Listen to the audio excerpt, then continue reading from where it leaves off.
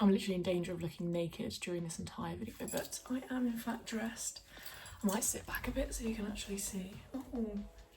I know that you clicked on this video because you are so done with overthinking and, you know, agonising over how people treat you or how people behave, and you just want to be able to let go. Mel Robbins is just the best speaker on the let them theory. I don't know if you have heard the full kind of explanation by her, but definitely head towards my TikTok. On one of my top posts, I think it's literally like the second one along, you will see it says like the let them theory, and you can hear Mel Robbins explain the let them theory, or at least a synopsis of it, so definitely go and check out that video. But today I really want to go into detail on how it's helped me personally, and how it's cured my anxiety. Like, I'm not lying with the title, I honestly do not experience anxiety in the way that I used to. Like, there will be the odd time when I feel a bit anxious, or I feel a bit like uneasy, or, you know, not quite sort of calm.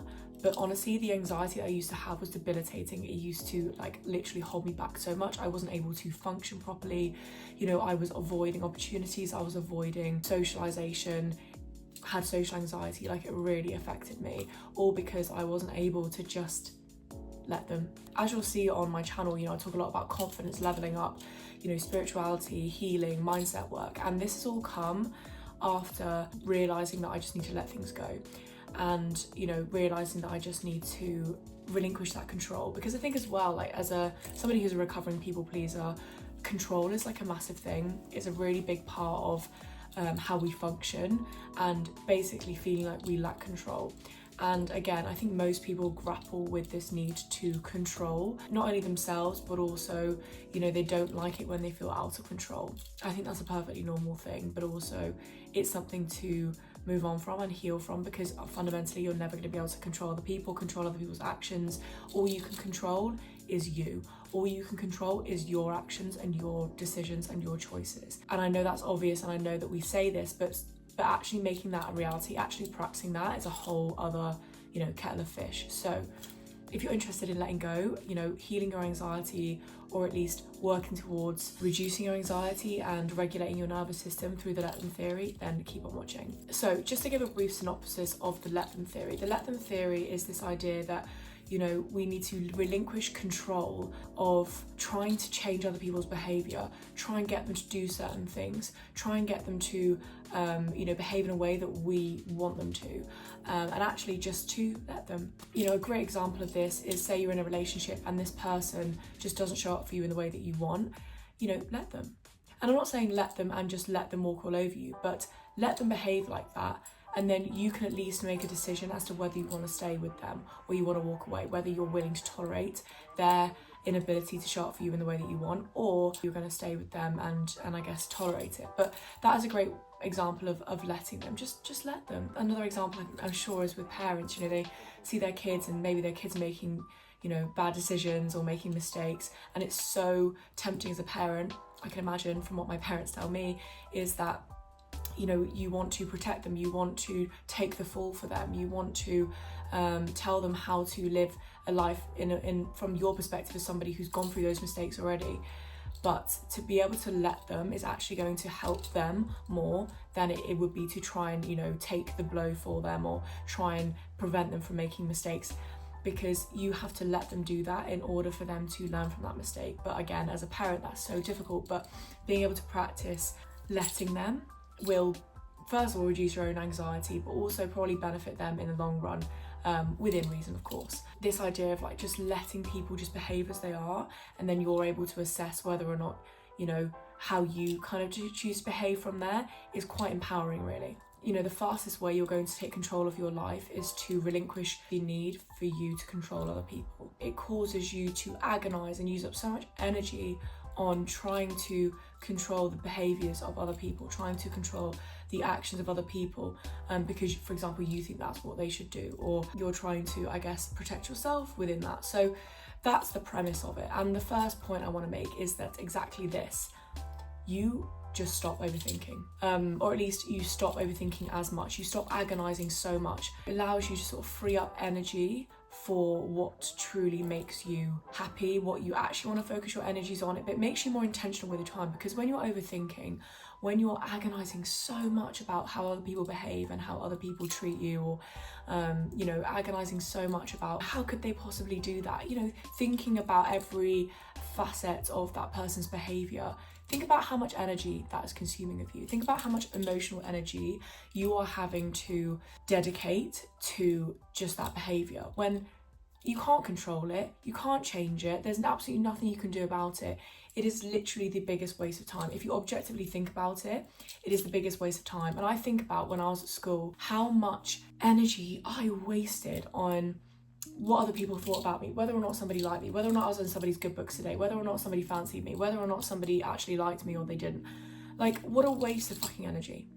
What a waste of time. I think especially, again, I'm going to relate this to people pleasers because that's my experience. And I know it's a lot of yours as well, that when we are people pleasers, we are so concerned with making sure that people like us. And because we're so concerned with making sure that people like us, we then overthink when people don't. We then agonize over when people don't, because that's basically our whole goal. That's our intention. So when we don't reach that goal of making sure that everybody likes us, we agonize over why somebody doesn't like us. And we cannot control it. Like, we cannot control the fact that some people are just not going to like us. Some people are just not going to click with us. But people pleasers, we take this personally. We are trying so hard for people to like us, and then we overthink when people don't.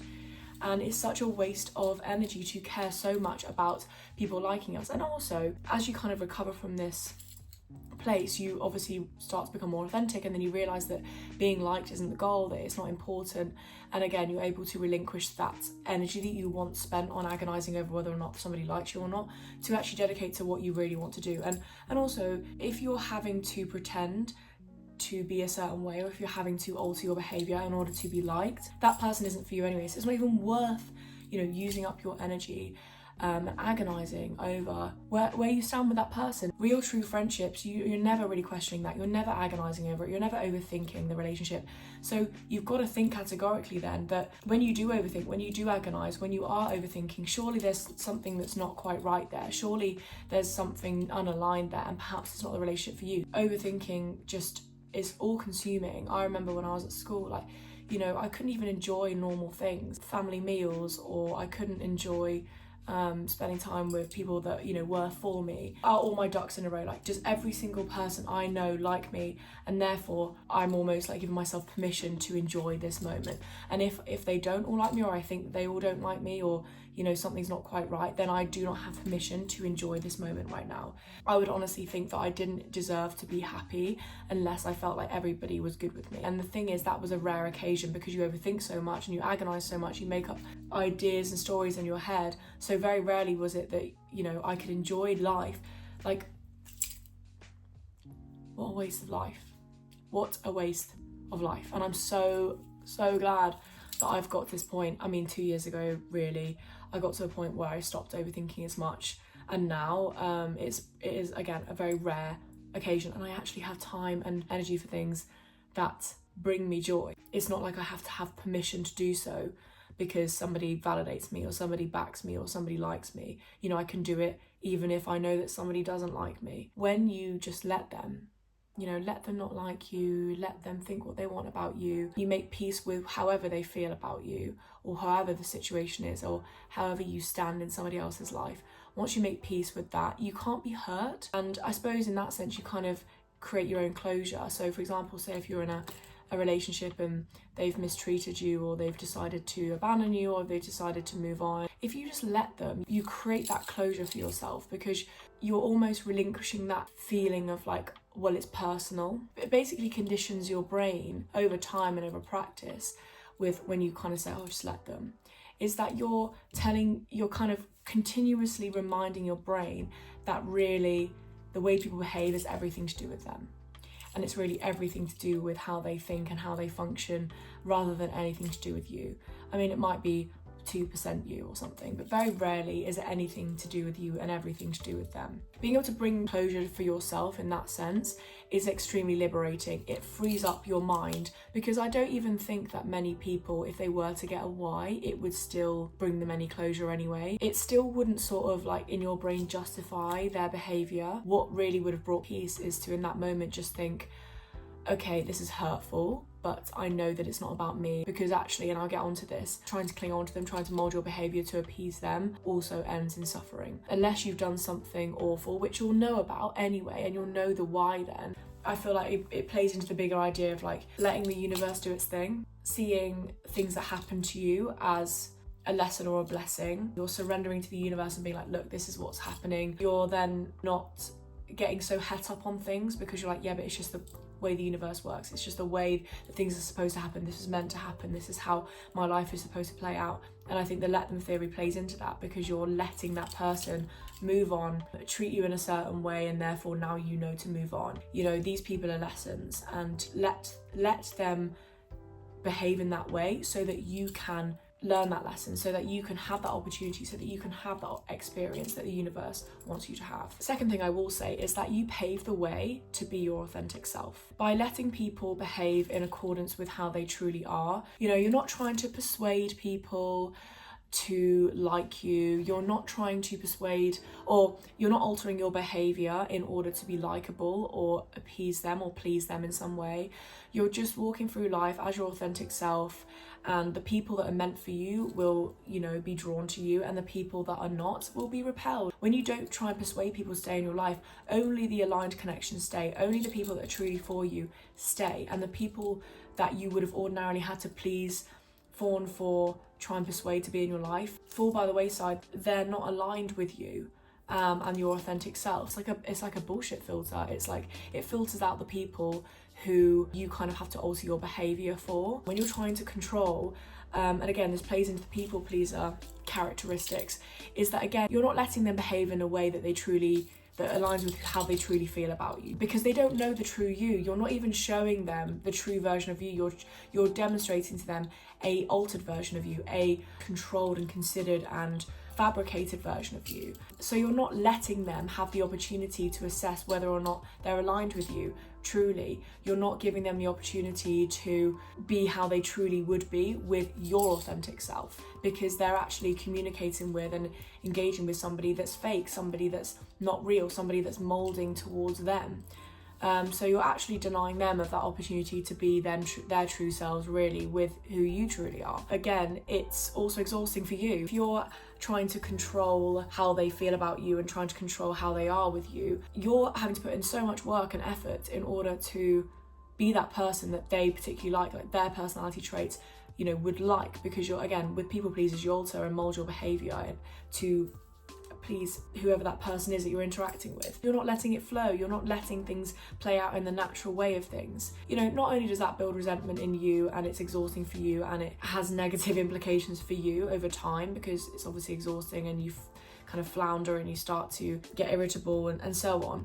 But it's also just a shame, because that person doesn't truly know who you are. On top of that, you might then get upset or offended when they don't like this fabricated, you know, altered version of you, this, I guess, amenable version of you, because you'll think, well, I'm trying so hard to be this amenable, likable person to them, and they still don't like me. Like, I don't understand. This makes no sense. It's such a waste of your time not being your true self, because eventually either one of the parties is going to realise that you're not aligned, and the person who's been, you know, making up this fake version of themselves, being this fake version of themselves, is going to feel left in the lurch, because they've been putting in all this effort and it's still not worked out. So your authentic self is going to liberate you, it's going to set you free, it's going to release capacity in your brain to actually focus on people that you don't have to form for, you don't have to please, and you don't have to change your behaviour to be around. And then you can actually focus your energies on other things that actually make you happy and people that make you happy. Not being authentic doesn't filter out the bullshit, whereas being your authentic self does, and actually just,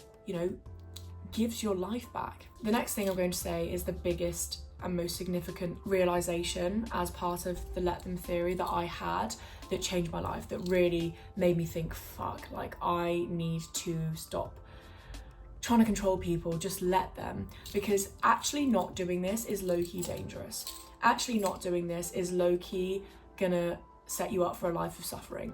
And that is when you let them, you are letting people show you their true colours. When you let them, you are letting people show you their true intent. Often when we are in a perhaps like a less than healthy relationship, we want our partner to behave in a certain way so that we feel good, and we try and force them to, or guilt trip them, or make them feel guilty for behaving in a certain way. A good example of this is an ultimatum. You know, you're threatening to do something if somebody else doesn't behave in a certain way, and that is like the opposite of letting them. You are trying to control their behaviour through guilt, through manipulation. You're not letting that person act in accordance with who they truly are. So say, for example, you give them an ultimatum, and that ultimatum decision that they choose actually benefits you, like they choose you in that situation. Further down the line, you will probably experience suffering, they might hurt you, things might not work out well or whatever,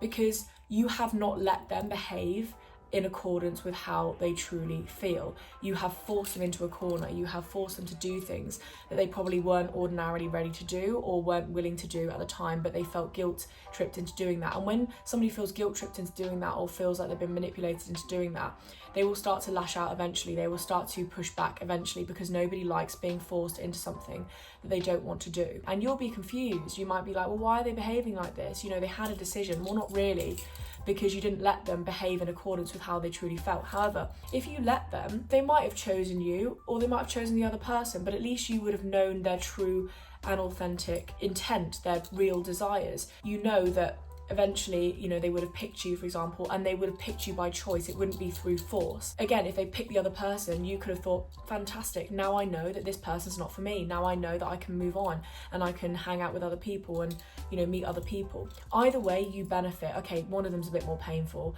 but either way, it works out well for you. However, if you try and force them into a decision, force them to behave in a certain way, you're not letting the real, true events unfold as they would have naturally done, and you're not letting them be themselves. You're not letting them act in accordance with how they truly feel, which is only going to cause backlash and resistance in the future and cause problems for both of you. And you save yourself months, years, whatever it might be, agonising over their behaviour, knowing that they were forced into a decision. You relinquish and release so many years of agonisation and overthinking because you've just let them behave in exactly how they feel. Obviously, if you express to them that it hurts you and they continue to do it, then you can be like, right, cool, bye then. Like, I've told you that I don't feel good when you do this, and you continue to do it. So I'm glad you've told me how you really feel. Bye-bye. I'm going to move on to somebody that doesn't make me feel this way. It just creates this space of truth. It creates a space of honesty and like clarity that you don't get when you try and control or you try and alter people's behaviour in a way that benefits you, because ultimately that won't last very long. Again, it's going back to this idea of like a bullshit filter. You are able to filter out genuinely and purely and clearly who has good intentions for you and who doesn't, and who wants to show up for you and who doesn't. And again, going back to the parent thing, it's just like, you know, letting kids, for example, make the mistakes that you made, or make mistakes that you don't really want them to make but they kind of need to, because further down the line, if you don't let them make the mistakes, they're just going to either think that they're always going to have a safety net and they never learn from their mistakes, or they're just going to make that mistake further down the line when it might have more significance. And only through that experience are they going to grow. Only through that experience are they going to really work out what they want. Like I was saying with the ultimatum, you find out later down the line that it wasn't going to work out anyway. So essentially, you're elongating your suffering by not letting them, because when you let them, you work out very quickly what somebody's intentions are. You work out very quickly how somebody truly feels about you and what they're willing to do. Something's going to crack eventually, but in that period of time where you're waiting for that crack to happen, as it were, you're wasting all your energy and all your time overthinking, agonising, trying to maintain maybe the control that you have over them, which inevitably will fail. This is actually quite common. And, you know, people's egos get in the way and they think, oh, you know, but I want somebody to like me, even if they're not showing up for me. I want them to like me because that, you know, makes me feel good about myself. But actually, if we're able to remove our ego from this and actually rather see it as like, you know, it's not personal. I know a lot of people get frustrated because they're like, yeah, but they showed up for this person and not for me. Well, how do you know that? Second of all, the person they're now with is probably got different standards to you, probably got maybe different tolerances to you, boundaries and expectations than you. So it's not because that person was better than you or anything like that. It's just that person was a better fit for the other person who wasn't showing up for you in the way that you wanted. It's just a lack of compatibility. It's like just puzzle pieces not working. It's not because one puzzle piece is shit and the other puzzle piece is good. They're just not compatible. You know, not taking that personally, not taking it personally when somebody doesn't treat you in the way that you expect. It's not about you, it's literally about them. It really is. Like, it's got nothing to do with you. It's got everything to do with their internal world, and being able to let go of that feeling that it's, you know, personal, and seeing it from like that ego perspective is going to liberate you more than I can explain. My final point is that it makes you more successful. It makes you more fulfilled, being able to let go. Again, not only because you obviously free up the emotional capacity, but you're not agonizing over like the what ifs, you're not agonizing over the potential of something happening, and you're not letting your brain focus on things that are not reality, because the what ifs are not reality. You know, we don't know why somebody behaves in a certain way. It's futile trying to work out why somebody behaves in a certain way, because it will be so many reasons that only they will know from their own experience. And it will, again, will have nothing to do with you. Again, it's very, very, very rarely a personal thing, the way somebody behaves towards you. You use up so much capacity for things that do not matter. You overthink and you're using up so much of your time and energy, draining your mind of energy to focus on things that matter. So the reason why I say that it helps you be successful and it helps you be fulfilled when you let them is you free up emotional capacity for what you truly care about and what you truly want to do. And successful people understand that attachment is futile. They understand that attachment causes suffering, and they understand that you need to have a huge amount of capacity to focus on your passion if you want to make it, you know, your livelihood, your purpose. You cannot be getting distracted with how other people feel, overthinking about things. You just don't have the time for it. You don't have the capacity for it. You have to focus all your energies on your projects, on your happiness, and making sure you're in the best mental state you possibly can be to get shit done, to get what you need to do done. And you cannot possibly do that if all your time and energy is agonizing over what other people think, what other people are doing, especially when it's literally so pointless, especially when it leads to no end. Just by thinking about it, just by overthinking it, it doesn't change the situation. It doesn't alter somebody else's behaviour. It doesn't change the outside reality, the outside world. I'm sure that the people that are happiest are the people that don't give a fuck about what other people think.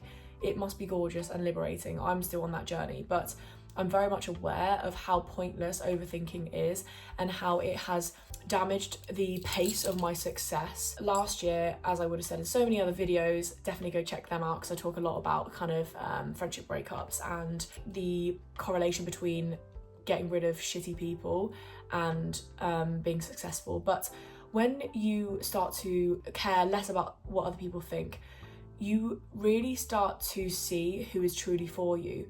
Because when you stop molding your behavior to appease other people, the people that preferred you when you were molding your behavior and appeasing them and pleasing them, they start to drop off because they're realizing they can't use you anymore. They're realizing that you've got boundaries. They're realizing that you don't care anymore and that you're focused on you and not them. Users don't like that, so they're going to probably throw in the towel in the friendship, or they're going to resist it when you set boundaries. Anyway, when you start to lose those kind of people, you realize, oh shit, I don't overthink so much about my relationships. I don't overthink so much about whether or not somebody likes me, because I'm just acting in accordance with who I am.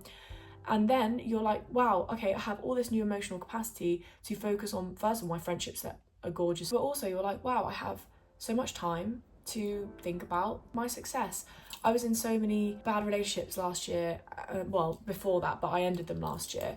And now I'm the most successful I've ever been, simply because I'm focusing all my energies on my family, my partner, my friends who make me feel good, and my success journey. And good relationships will pave the way for you to follow your dreams. My partner literally said to me, I want to support you so that you can follow your dreams. I want to do this, this and this for you so that you can follow your dreams.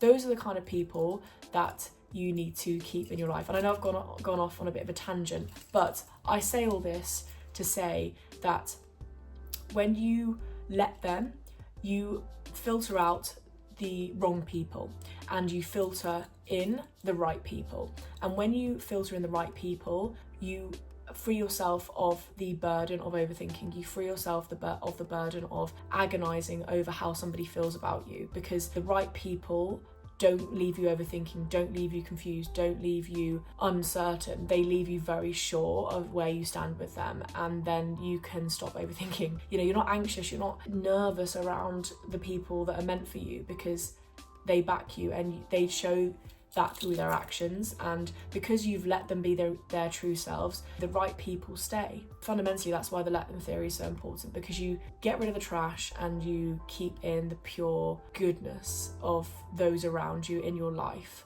and that frees up so much capacity for what you truly want to do, your success, whatever that looks like for you, and you're able to be so much more intentional with your time. You know, when you overthink, you're not being intentional with your time.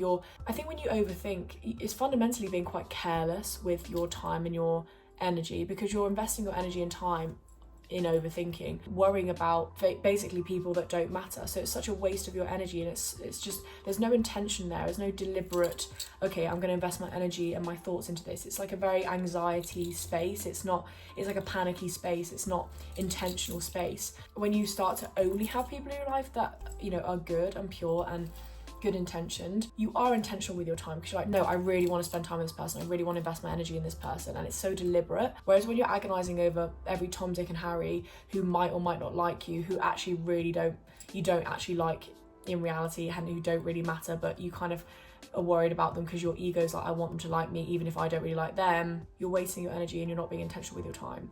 And that's, again, a big factor as to why I decided that I needed to heal this part of me, because I was like, I'm no way in hell am I wasting my finite time and energy on people that really don't matter, and people that aren't going to matter in a few years, and people that, if I think about it objectively, shouldn't have to agonize over if they were true, real, good people. I hope you enjoyed this video. I really enjoyed talking about this, actually. I haven't thought about the let them theory in a really long time, but actually it's such a significant part in my healing journey, like being able to just like relinquish control and being able to allow myself to be like, cool, if that's how they're gonna act, that's absolutely fine. Like, at least I know where I can go. And, you know, trying to just sort of take my ego out of the situation has just been such a great experience. Definitely talk to me about your experience with the let them theory, how you've kind of relinquished control, how you stopped overthinking, how you've cured your anxiety. I'd really like to know and have a discussion with you. I hope you have a really great remainder of your day. The sun is shining. I hope you have a great week, and I will see you in my next video. Bye.